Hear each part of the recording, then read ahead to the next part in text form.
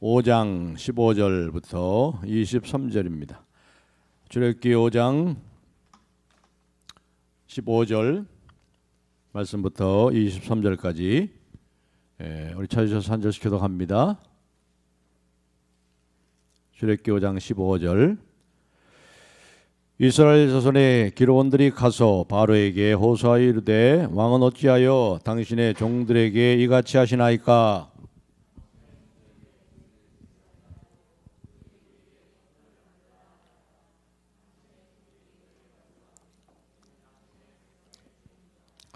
바로가 이르되 너희가 게으르다 게으르다. 그러므로 너희가 이르기를 우리가 가서 여호와께 제사를 드리자 하는도다.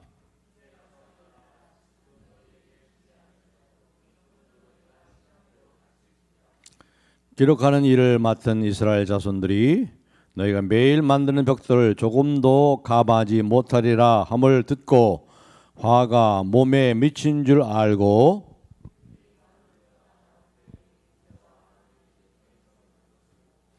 그들에게 이르되 너희가 우리를 바로의 눈과 그의 신하의 눈에 미운 것이 되게 하고 그들의 손에 칼을 주어 우리를 죽이게 하는도다. 여호와는 너를 살피시고 판단하시기를 원하노라.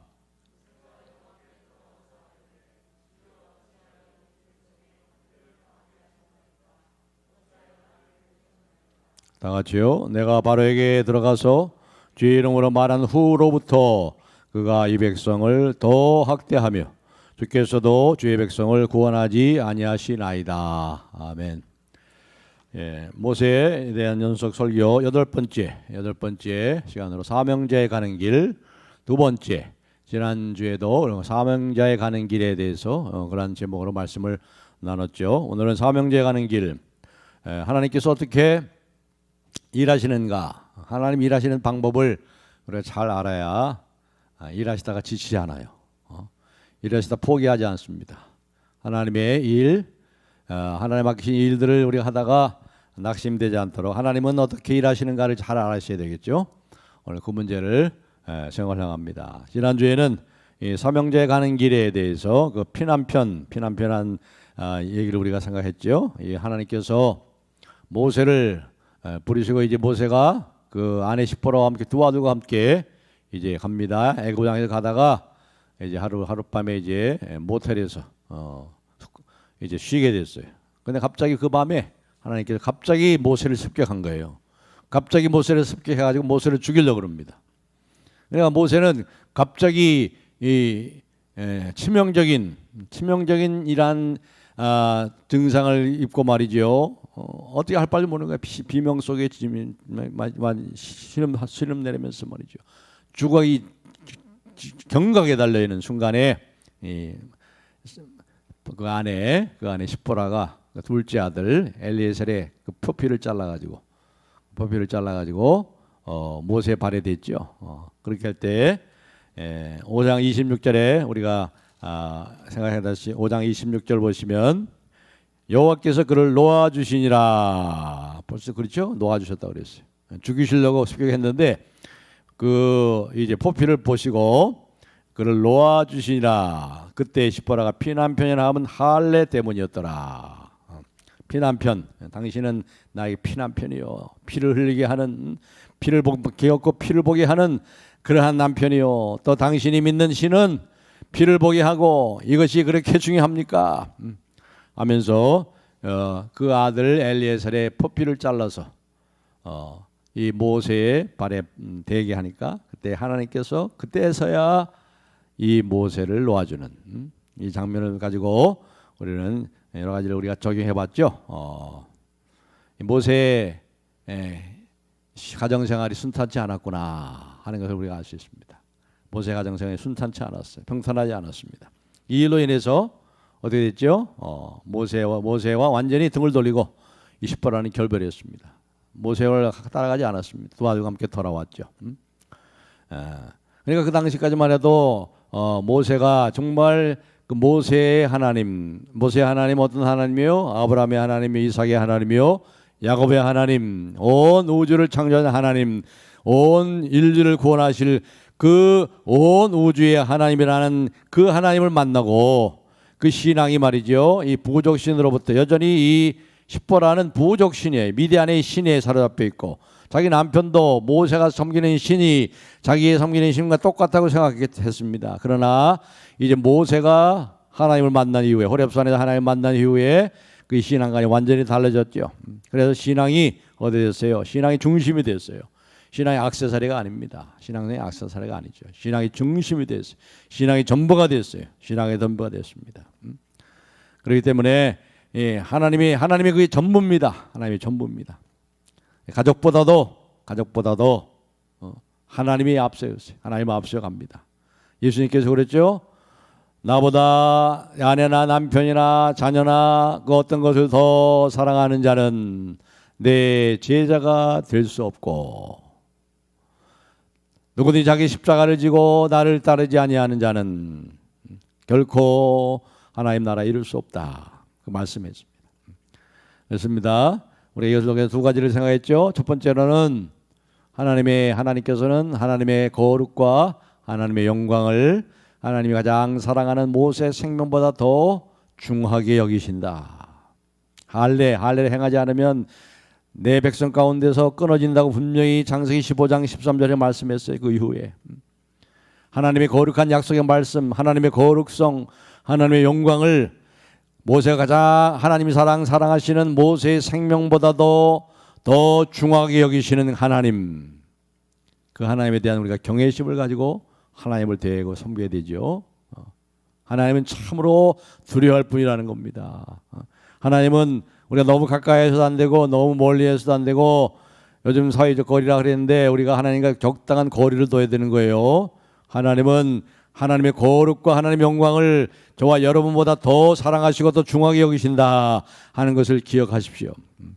그리고 두 번째로는 뭡니까? 사명자에 가는 길이 많은 희생과 그 대가가 요구된다. 가족보다도 나보다 더 사랑하는 자는 하나님 나라에 합당치 않는다. 내 제자가 될 수 없다. 우리 인생 가정의 행복보다도 더 중요한 것이 있어요. 진짜 행복이 뭐예요? 진짜 행복. 가정의 행복이 아니에요. 그보다 더한 행복이 있어요. 그 샬롬의 상태가 있죠. 샬롬의 상태, 하나님의 그 지극한 행복의 상태에 이르는 것은 하나님의 뜻을 따라 살아갈 때, 사명자의 길을 갈 때, 왜냐하면 우리가 우리의 시작과 끝을 하나님이 붙잡고 계시고 결국 우리가 하나님의 결산의 날에 하나님과 결산할 날이 오잖아요. 저와 여러분 하나님과 결산할 날이 옵니다. 그때 영원히 결정됩니다. 하나님과 결산할 날, 인생의 결산할 날을 생각하면서 우리가 이 땅에서 가정의 행복보다도 사명자의 길을 가는 것이 더 지극한 행복의 상태에 이르는 것이다. 모세를 통해서 우리에게 보여주시는 것, 제자의 길을 가는 것은 그만한 대가를 치르는 것이다. 그런 것들을 우리가 지난 시간에 살펴봤습니다.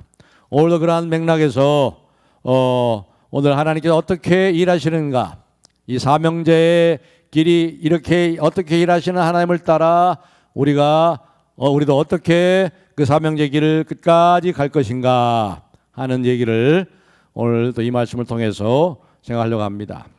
하나님을 제대로 믿는 사람은요, 하나님 전부예요. 하나님이 첫째예요.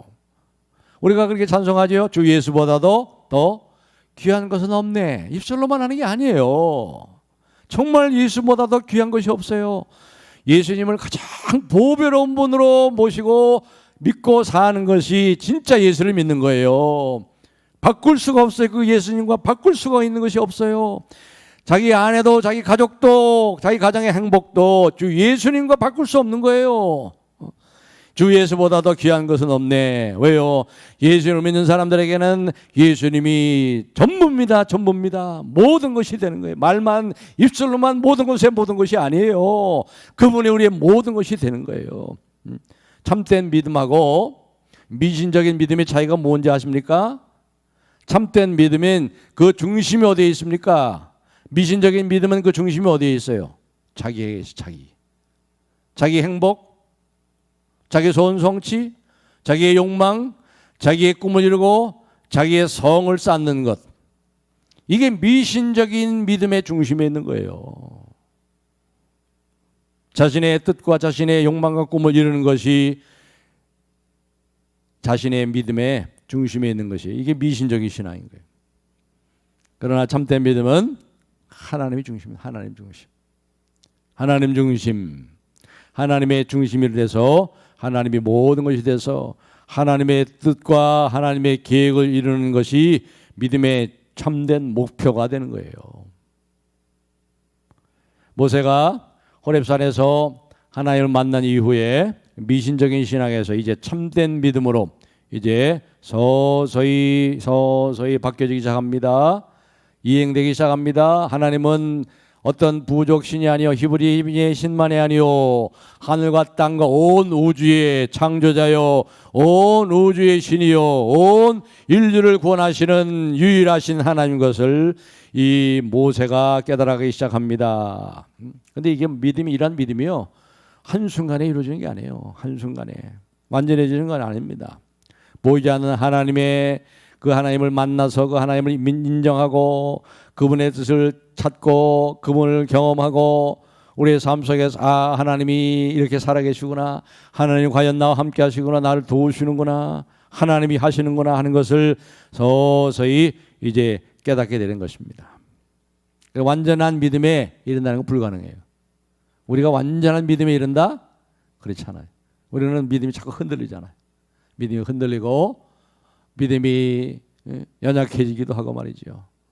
또 우리의 믿음이 하늘처럼 올랐다가도 어떨 때는 말이야 이 엘리야처럼 지상으로 추락해가지고 빨리 죽여달라고 하고 말이죠. 우리의 믿음이 그래요.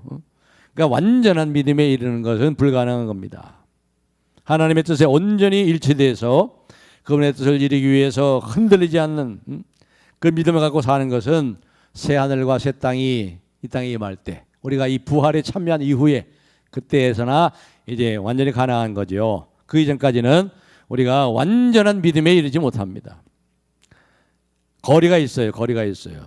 그 간극이 있는 것입니다. 여기에 대한 그래서 믿음에는 많은 의심의 요소가 있고 의심이 있어도 그건 믿음이에요. 믿음이 있기 때문에 의심하는 거죠.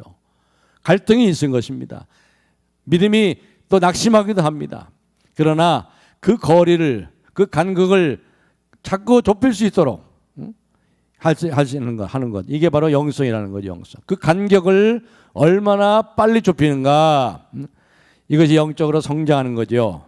그걸 그 거리를 좁혀가는 그 과정을 바로 영적으로 성장한다 그런 것입니다. 어떠세요? 여러분들은 영적으로 많이 성장하셨어요? 하나님 더 신뢰합니까? 이제는 더 우리의 이 의심과 우리의 갈등이 또 점점 들어들고 참으로 확신 속에서 그럼에도 불구하고 하나님은 여전히 살아계시고 나를 붙잡으시고 나를 도와주신다는 이런 확신 속에서 살아오고 계십니까?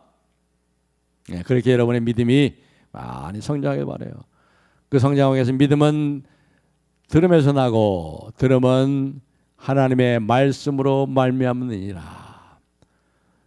이게 성경 공부를 하다든가 또 개인적으로 또 얘기를 하고 신방하게 되면 목사님 참 믿음이 좋았으면 좋겠어요. 저도 참 믿음이 좋았으면 좋겠어요. 우리 다 그러죠? 우리가 다 그래요. 믿음이 좋았으면 좋겠다. 믿음이 어떻게 좋아져요? 믿음은 들으면서 나야 돼요.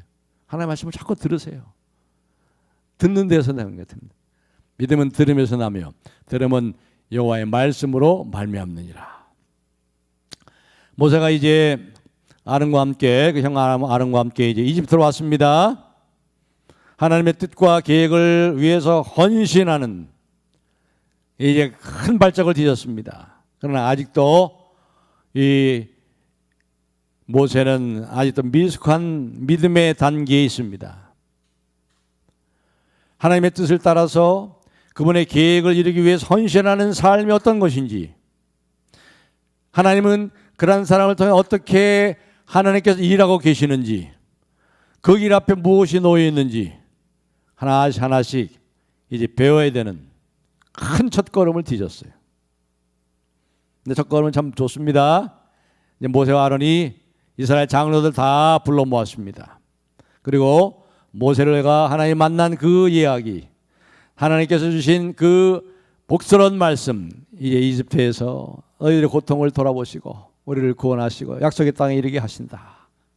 이 복스러운 말씀, 그 일을 위해서 모세를 부르셨는데 불타는 떨기나무 가운데 불은 타는데 그 나무가 타지 않는 그 떨기나무, 그 이적에 대해서, 그리고 하나님께서 그들에게 보여주신 세 가지의 이적들, 이걸 보여줬을 때 어떻게 했어요? 이스라엘 백성들의 반응은 기대 이상이었습니다. 성경이 이렇게 얘기하죠. 4장 29절, 우리 한번 29절부터 31절까지 한번 함께 읽어보겠습니다. 4장 29절부터 31절 시작. 모세와 아론이 가서 이스라엘 자손의 모든 장로를 모으고 아론이 여호와께서 모세에게 이르신 모든 말씀을 전하고 그 백성 앞에서 이적을 행하니 백성이 믿으며 여호와께서 이스라엘 자손을 찾으시고 그들의 고난을 살피셨다함을 듣고 머리 숙여 경배하였더라. 참 얼마나 좋습니까? 이런 감격적인 반응을 모세 앞에서, 하나님 앞에서 하나님을 경배했어요. 그렇죠? 신앙의 최고봉은 하나님께 경배하는 겁니다. 하나님 엎드려 절하는 겁니다. 우리가 하나님의 은혜를 무엇으로 갚을 수가 있겠어요? 무엇으로 하나님의 은혜를 우리가 갚을 길이 있어요? 없어요. 그렇기 때문에 우리는 엎드려 절하는 거예요. 경배하는 거예요. 참으로 감사함으로 감격함으로 하나님 앞에 엎드려 절하고 있습니다. 얼마나 오랫동안 기다렸던 소식입니까? 400년 동안 노예로 살면서 하나님이 정녕 자신들을 잊어버리셨는가? 이 고생은 언제나 끝이 나는가? 그런데 하나님께서 마침내 이스라엘 백성들의 그 부르짖음과 고통을 들으시고 구원하려 내려오셨다는 거죠. 그리고 그 일을 이루기 위해서 지금 모세와 아론을 부르셨다 하니 감격하지 않을 수가 없는 거예요. 얼마나 좋습니까? 이와 같은 이스라엘 백성들의 반응을 보면서 모세는 참 안심했을 거예요. 아, 과연 하나님 말씀대로 저들이 희망을 갖게 됐구나 하면서 마음에 큰 감격이 있었을 거예요. 감격이 있었을 겁니다. 이제 이집트에 들어가서 첫 관문을 잘 통과하는 것 같아 보입니다. 그런데 바로와의 만남 이후에 상황이 점점 이상하게 꼬입니다. 순탄하지 않습니다. 하나님께서 모세에게 이미 말씀해 줬죠. 순순히 이 바로가 너의 청을, 모세 너의 청을 들어오지 않을 것이다 하는 것을 이미 출애굽기 3장 19절에서 이미 말씀하셨어요. 3장 19절 한번 보겠습니다. 3장 19절 다 같이 읽어볼까요? 시작. 내가 하느니 강한 손으로 치기 전에는 애굽 왕이 너희가 가도록 허락하지 아니하다가 분명히 말씀했죠. 하나님의 계획이 이르기까지 쉽지 않은 과정이 이어질 것이라는 사실을 이미 하나님께서 모세에게 예고하셨어요. 또 하나님이 두 번째로 나타나실 때도 4장 21절에도 그 사실을 알렸죠. 4장 21절 제가 읽겠습니다. 여호와께서 모세에게 이르시되 네가 애굽으로 돌아가거든 내가 네 손에 준 이적을 바로 앞에서 다 행하라. 그러나 내가 그의 마음을 완악하게 한즉 그가 백성을 보내주지 아니하리니. 이렇게 말씀하셨어요. 하나님의 계획이 이르기까지 쉽지 않은 과정이 이어질 것이다. 이렇게 예고하신 것입니다.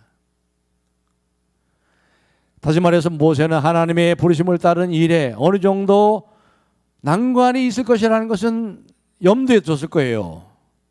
우리가 그렇죠. 모든 일을 하는데 여러분 난관이 없는 게 어디 있겠습니까? 어려운 일이 없는 게 어디 있겠어요? 그건 다 염두에 뒀을 겁니다. 실제로 바로는 이스라엘 백성을 내버려하지 않고 오히려 어떻게 했죠? 짚을 제공해 주지 않았어요. 지푸라기 제공하지 않고 벽돌 생산량을 그대로 전과 동일하게 채우도록 몰아붙입니다. 그러자 이 모세와 아론의 이 보고를 듣고 이 감격해서 이스라엘 백성이 어떻게 됐어요? 돌아서는 거예요.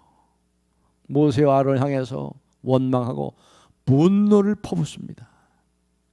이스라엘 출신의 이 작업 반장들이 바로에게 가가지고 우리가 읽었듯이 그 사정을 얘기하니까 오히려 면박을 당하고 나옵니다. 나오다가 누굴 만나요? 모세와 아론을 만나죠. 그리고 나서 이렇게 말하죠. 5장 21절 제가 읽겠습니다. 그들에게 이르되 너희가 우리를 바로의 눈과 그의 신하의 눈에 미운 것이 되게 하고 밉게 하고, 그런 말이에요. 밉게 하고 그들의 손에 칼을 주어 우리를 죽이게 하는도다. 여호와는 너희를 살피시고 판단하시기를 원하노라. 오히려 너희들 때문에, 당신 때문에 우리가 더 힘들어지고 저들에게 더 미움을 받게 되고 저들의 칼에 죽임을 당했다. 하나님이 너희를 판단하기를 원하노라. 이 얼마나 참 모세가 힘들었겠어요. 하나님께서 너희를 판단하기 원하노라. 이들은 하나님의 뜻을 근본적으로 다시 묻고, 하나님의 뜻이 이렇다면 네가 왜 왔느냐, 네가 왜 와가지고 이게 정말 하나님의 뜻이냐고 하나님의 이름을 들먹이면서 모세를 공격하고 분노를 퍼줘요. 이게 힘든 거예요. 모세는 더 힘든 거예요. 다 반대를 하네. 하나님의 뜻으로 왔는데 다 반대를 하고 있어. 다 반대를 하고 그러는 거예요. 하나님이 너를 보내가지고 이렇게 힘들어졌냐? 하나님이 정말 너를 보냈냐? 하나님께 물어보고 하나님께 판단하기를 원하노라 하고 다 일어나가지고 모세를 반대하는 거예요. 얼마나 힘들게 이게 힘들죠. 이게 제일 힘든 문제 아니에요. 이게 지도자에게 있어서. 이렇게 당하니까, 이런 일을 당하니까 이 모세가 말이죠, 40년 전에 그 자기가 겪었던 그 트라우마에 사로잡힌 것, 그것이 생각나는 거예요. 히브리 민족을 위해서 뭔가 해보려고 했다가 어떻게 됐습니까? 오히려 이스라엘 백성들에게, 히브리 사람들에게 자신의 마음을 몰라주고, 자신의 마음을 몰라주잖아요. 자기 히브리 민족을 위하는 자기의 마음을 몰라주고, 너도 우리를 죽이려고 하느냐? 네가 언제 우리의 재판관을 세웠느냐? 하면서 모세를 대적하는 거예요. 이 모세의 마음을 몰라주는 거예요. 이거 기가 막힌 거죠. 자기 진심을 몰라주는 거예요. 진심을 몰라주는 거예요. 진심은 통한다는데 진심을 몰라주고 이렇게 반대하고 박해를 하고 분노하고 공격을 하니 이 모세가 얼마나 힘들었겠어요. 당연히 반대할 사람들에게 반대를 받는 건 괜찮아요. 그건. 그런데 참 내 마음을 알아줄 만한 사람들이 자기 진심을 몰라주고 자기 뜻에 공감하지 않고 도와줄 줄 알았던 사람들이 반대를 받는 거, 이거 보통 고통스러운 것이 아니죠. 이럴 때 바로 이 모세가 그 샘솟듯한 그 열정이 순간에 식어버리고 그만두고 싶어지는 거예요. 이 배신의 기억이 말이죠. 40년 전에 그 배신의 기억이, 40년 동안 모세가 광야에서, 미디안 광야에서 지내면서 이스라엘 백성들과 거리를 두고 모세 자신도 잊혀진 사람이 되었고 히브리 민족도 자신의 기억 속에서 다 잊어가는 그러한 40년을 보냈단 말이에요. 그래서 하나님이 모세를 불렀을 때 이제 와가 왜 날 부릅니까? 나는 안 가겠습니다. 나 안 가겠습니다. 히브리 민족에 나가 무슨 상관이 있습니까? 핑계를 안 가려고 했던 거예요. 그런데 또다시 여기 이스라엘 백성이 이 분노 섞인 이 항의를 받으면서 그 기억이, 그 40년 전의 기억이 다시 새록새록 올라와 있는 것입니다. 그래서 하나님 앞에 나가서 이제 모세가 이렇게 호소하죠. 22절 보겠습니다. 모세가 여호와께 돌아와서 아뢰되 주여 어찌하여 이 백성이 학대를 당하게 하셨나이까? 어찌하여 나를 보내셨나이까? 내가 바로에게 들어가서 주의 이름으로 말한 후로부터 그가 이 백성을 더 학대하며 주께서도 주의 백성을 구원하지 아니하시나이다. 이렇게 하나님 앞에 나가서 그냥 하소연을 하는 거예요. 탄식을 하면서 야속한 마음을 다 표현하는 거죠. 누구에게도 할 수 없는 말 하나님께 다 하잖아요. 우리 하나님 앞에 하소연하는 것, 하나님께 불평하고 원망하는 것은 탄식이라고 해서 탄식이 기도예요. 그건 사람에게 하면 그건 불평과 원망의 죄가 되지만 하나님께 하면, 우리의 마음을 아시는 하나님, 우리 야속한 마음을 그대로 다 얘기하면 탄식이 기도예요. 탄식의 기도. 아마 이렇게 생각했겠죠. 하나님, 제가 가지 않는다고 얘기했잖아요. 제가 안 가겠다고 그렇게 얘기했잖아요. 근데 끝내 저를 끌어내셔서 이렇게 오게 해주셨으면, 야, 이런 일을 좀 겪지 않게 좀 해주셔야 되는 거 아니에요? 자신의 일을 좀 맡기셨으면 그 일이 이루어지도록 하나님 좀 앞에 가셔서 다 미리미리 다 해결해 주시고 말이죠. 그런 상황에 좀 꼬이지 않도록 좀 다 이렇게 좀 해놓으시고 저로 가서 일하도록 해야 되지 않으시게 그렇게 해야 되지 않으십니까? 아마 이 모세는 그렇게 하나님의 야속한 마음을 다 얘기한 거죠. 40년 전과 마찬가지로 이 모세는 바로 이집트 사람과 애굽 사람들 그 사이에서 완전히 고립되어 있는 겁니다. 하나님 자신이 자신을 고립 무원의 지경으로 끌고 가셔서 팔짱 끼고 가만히 계신 것처럼 그렇게 느껴진 거죠. 그러자 하나님께서 모세에게 말씀합니다. 6장 1절 여호와께서 모세에게 이르시되 이제 내가 바로에게 하는 일을 내가 보리라. 강한 손으로 말미암아 바로가 그들을 보내리라. 강한 손으로 말미암아 바로가 그들을 그의 땅에서 쫓아내리라.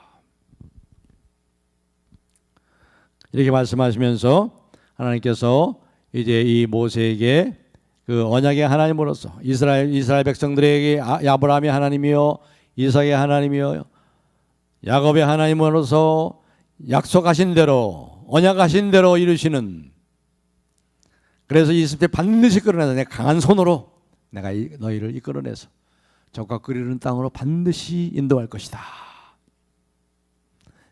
모세야, 지금은 상황이 꼬이는 것처럼 보이지, 그러나 내가 다 한다. 내가 지금 하고 있잖아.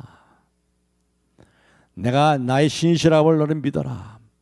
내가 아브라함의 한 언약을 이루고 이삭의 하곤 야곱에게 약속한 언약을 이룬 언약의 신실한 하나님이 아니냐. 나의 신실함을 믿고 지금 네가 당면한 이 난관과 이 모든 장애물들을 극복하면서 마침내 내가 하는 일을 네가 보게 될 거야. 보게 될 거야. 이 하나님을 생생하게 만난 거예요. 모세가 이 하나님을 만났습니다. 이 절망과 낭망 중에서 이 하나님의 임재를 체험하는 것은 한순간에 우리 영혼을 살아나게 하는, 우리 영혼을 소생시키는 그 열정을 회복하게 만드는 거예요. 여러분, 이걸 체험하지 않고는 알 수 없어요. 여러분, 이런 걸 체험해 보셨습니까? 참 힘들고 어려운 상황 속에서도 야, 하나님이 일하고 계셔. 하나님 나를 돕고 계셔. 하나님의 손이 나를 붙잡고 계셔. 하나님이 반드시 길을 만드셔. 그런 것을 여러분들이 경험해 보셨어요? 체험해 보셨어요? 체험하지 않고는 알 수 없어요. 자신이 처한 이 상황에 아무런 변화가 일어나지 않는다 하도 하나님이 알아주시고 하나님이 함께해 주시고 하나님이 책임져 주신다는 사실을 깨닫는 그 순간 새로운 소망으로 분연히 일어나게 되는 거예요. 하나님의 위로와 하나님의 이 격려를 통해서 새 힘을 얻은 이 모세는 이스라엘 백성들에게 다시 갑니다. 다시 하나님의 말씀을 전합니다. 그런데 그들은 이스라엘 백성은 이미 회복할 수 없는 그 정도로 깊이 낙심난 상태에 있습니다. 성경은 그들의 이 상태에 대해서 6장 9절에 이렇게 얘기합니다. 6장 9절 모세가 이와 같이 이스라엘 자손에게 전하나 그들의 마음의 상함과 가혹한 노역으로 말미암아 모세의 말을 듣지 아니하였더라.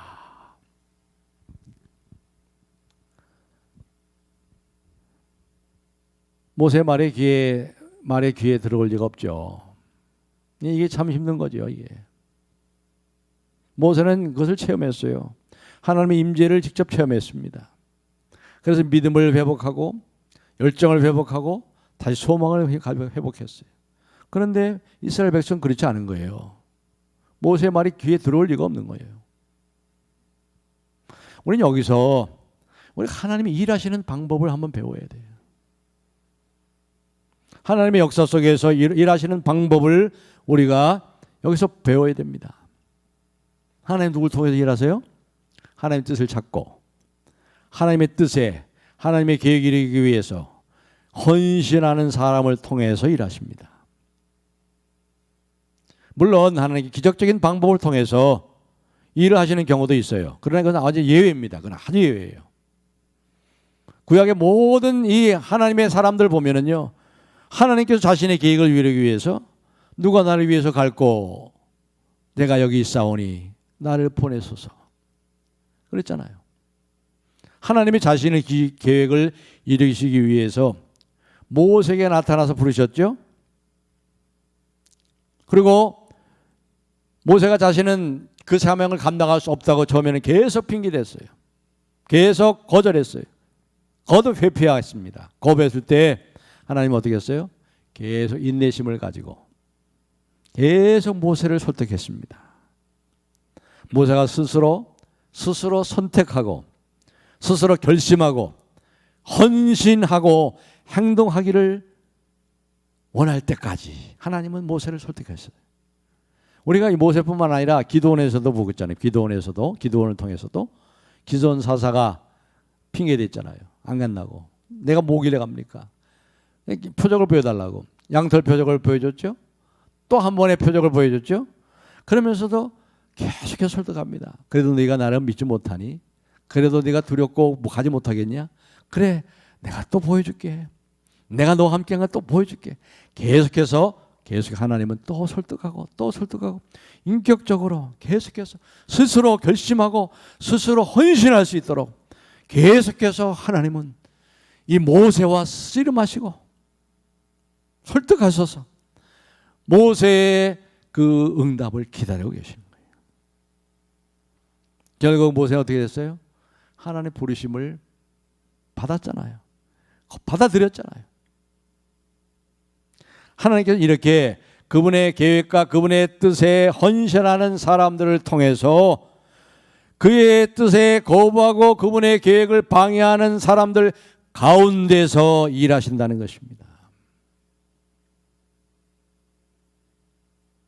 바로 같은 사람들 사이에서 모세 같은 사람들을 택하셔서 하나님께서는 하나님의 일을 하신다는 거예요.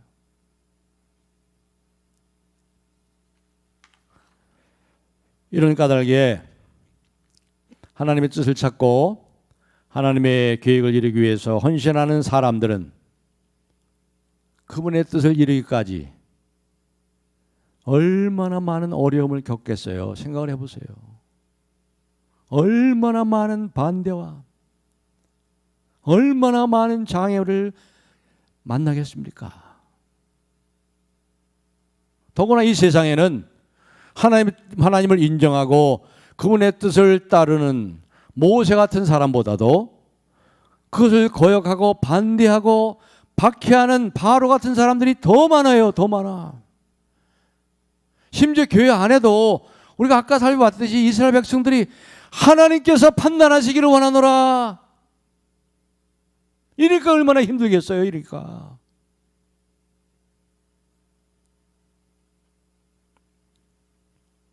이게 바로 모세, 하나님의 뜻을 다 헌신하는 사람들. 그래서 이 하나님의 뜻을 이루기 위해서 순교할 각오를 가지고 끝까지 참고 인내하면서 그 길을 가야 되는 거예요. 뭐 순탄하게 가는 거 아니에요. 하나님의 뜻이기 때문에 순탄하게 가요? 아니에요. 안 그래요. 하나님께서 자신의 뜻을 따르고 그 계획을 이루기 위해서 헌신하는 사람들을 좀 전적으로 도우셔가지고 말이죠. 만사 좀 형통하게 좀 일사천리로 쫙 가면 얼마나 좋겠어요. 그렇지 않습니다. 더구나 하나님의 뜻을 거부하고 반대하는 사람들은 그것이 하나님의 뜻을 거부하는 것이요 반대하는 것임도 모르면서도 그렇게 하고 있어요. 그 사람들도 하나님의 백성이라 이 말이에요. 하나님의 백성이잖아요. 지금 이들이 하나님의 자녀잖아요. 하나님의 자녀잖아요. 그런 점에서 마찬가지인 거예요. 그렇기 때문에 하나님께서는 자신을 거부하고 반대하고 한다고 해서 즉시 하나님께서 징계하고 심판하지 않으십니다. 하나님을 따르고 헌신하는 사람들에게 하시는 것 똑같이 자신의 뜻을 거역하고 반대하는 사람들에게도 하나님은 자비하시고 오래 참으심으로 대하시는 거예요. 왜 그래요? 그 사람을 얻기 위해서, 그 사람을 고치시기 위해서, 마침내 하나님의 영광을 보여주시려고 그렇게 하시는 거죠. 그래도 그런 사람들 가운데서도 하나님의 그 자비하심과 하나님의 오래 참으심을 언제까지나 계속되는 것은 아니라는 사실을 우리가 꼭 기억하셔야 돼요. 그분의 자비하심과 그분의 인자하심과 그분의 오래 참으심이 영원히 계속되는 건 아니죠. 그것을 가볍게 여기고 만홀히 여기고 끝내 죄악을 고집할 때 하나님은 그들을 심판에 붙이시는 거죠.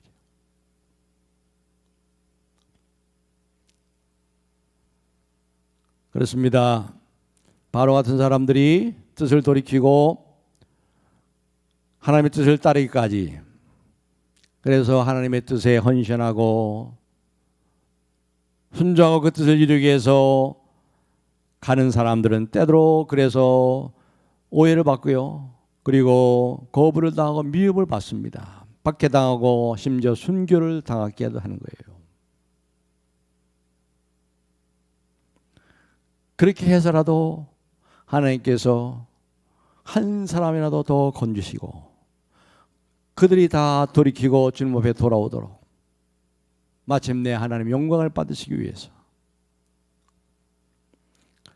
이렇게 보면요, 하나님을 믿는 사람들이 그분의 뜻을 따라 순종하고 헌신하는 그 사람들의 그 모든 그 고난은 대속적인 의미를 가지고 있는 대속적인 고난이 되는 거예요.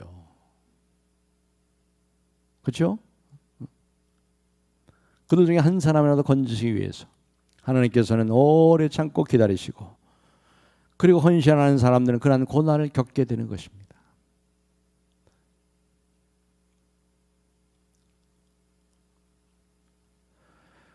모세는 이러한 사실을 충분히 알지 못했어요. 이스라엘 백성을 이끌어가면서 많은 난관이 따를 것이라 미리 말씀해 주셨습니다. 하나님이 불러내셨으니까 어느 정도 고생하다가 이제 모든 문제가 다 일사천리로 잘 되겠지. 아니죠. 광야 40년 동안 끝까지 모세는 보기 좋게 실패할 때도 많았어요. 실패할 때 너무 많았어요. 바로에게 거부당하고 동족들에게 미움을 받습니다. 하나님께 속은 것 같아요. 하나님께 속은 것 같아요. 그래서 하나님께 분통을 터뜨립니다. 5장 22절에 봤던 것이죠. 왜 나를 여기 보냈습니까? 하나님께 서운함과 야속함이 가득 담겨 있는 거죠. 예레미야도 그래서 예레미야도요. 예레미야가 이 시간에 다 돼서 말씀을 정리하겠습니다. 예레미야 20장 7절 한번 화면을 통해서 한번 볼까요? 예레미야 20장 7절 우리 다 같이 한번 읽어보겠습니다. 시작. 여호와께서 주께서 나를 권유하심으로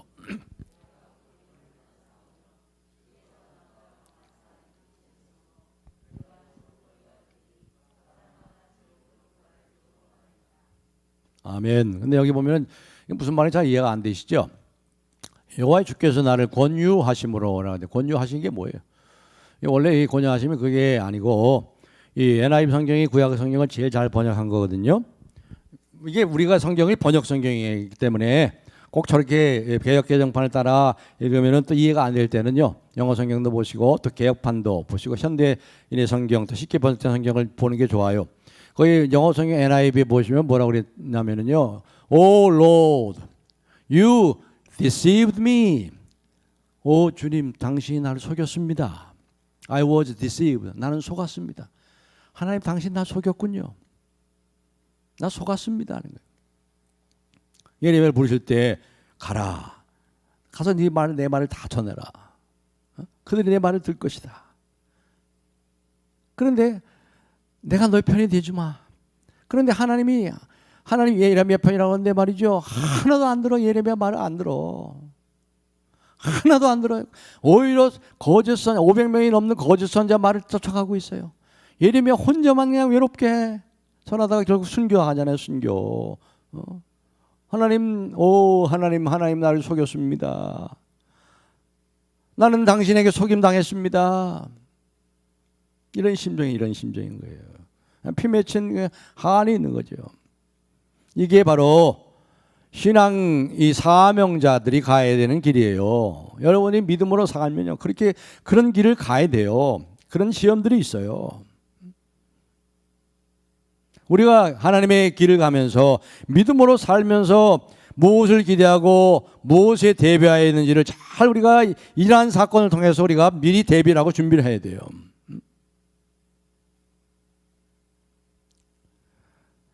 모세가 당하는 이 많은 어려움들, 반대들, 배반과 미움과 절망과 오해, 그럼에도 불구하고 이것을 감수하고 통과해야 되는 거예요.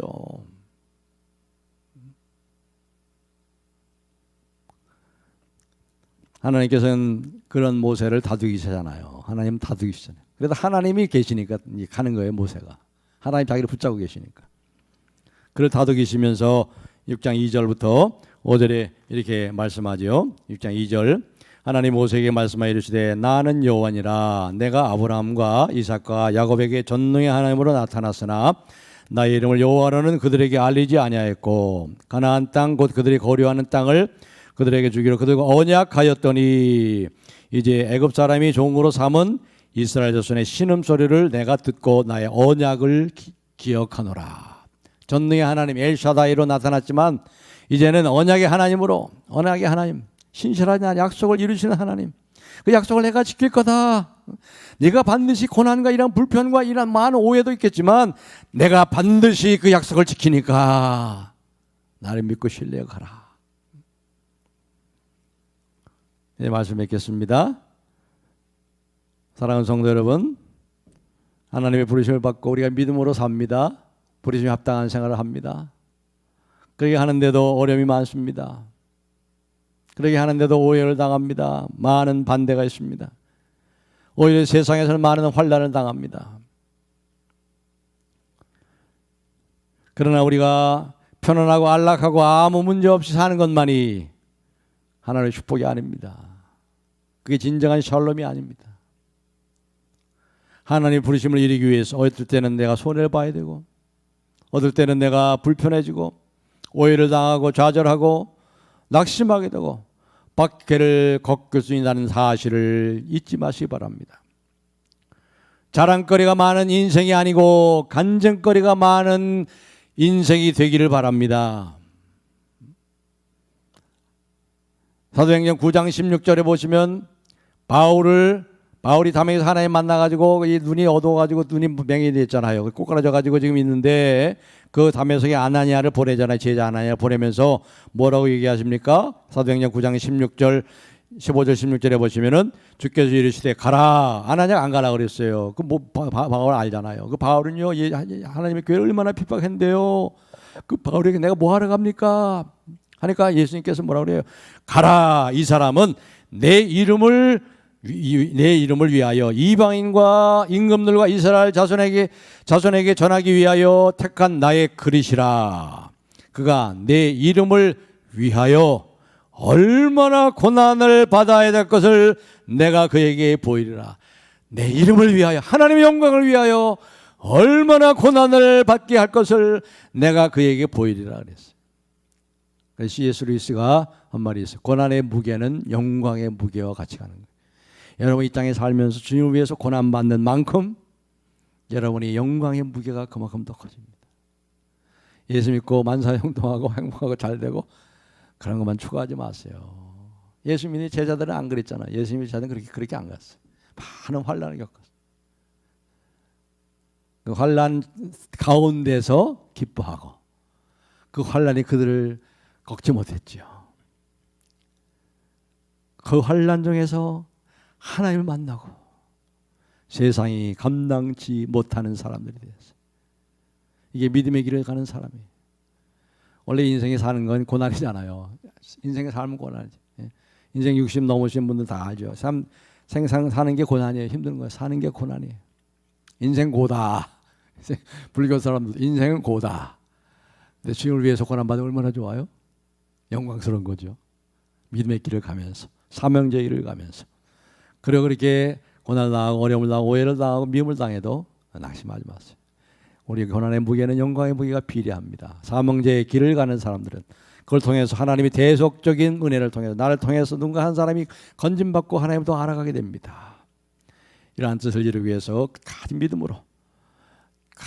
믿음으로 하나님만 바라보고 전진하는 신실한 주님의 제자들이 다 되시기를 주님의 이름으로 축복합니다. 할렐루야. 하나님 아버지, 오늘도 말씀해 주심을 감사합니다. 주의 부르심을 따라 주의 뜻을 이루기 위해서 헌신하는 우리들이 되게 하여 주옵시고, 헌신하는 주님의 자녀들에게 은혜를 더하소서. 하나님, 헌신하는 길에 당하는 많은 어려움과 많은 환난과 고난, 그런 오해와 박해들 가운데서도 낭망하지 않고 주여 마침내 하나님의 영광을 나타내시고 주여 이 환난 중에서도 하나님 만나게 하시는 그 하나님을 더 생생히 경험함으로 오직 하나님만 믿고 의지하며 오직 하나님만 바라보고 이 순례길을 끝까지 달려갈 수 있도록 날마다 새 힘을 공급하시고 주의 은혜로 충만케 해 주시옵소서. 예수님의 이름으로 간절히 기도하옵나이다. 아멘.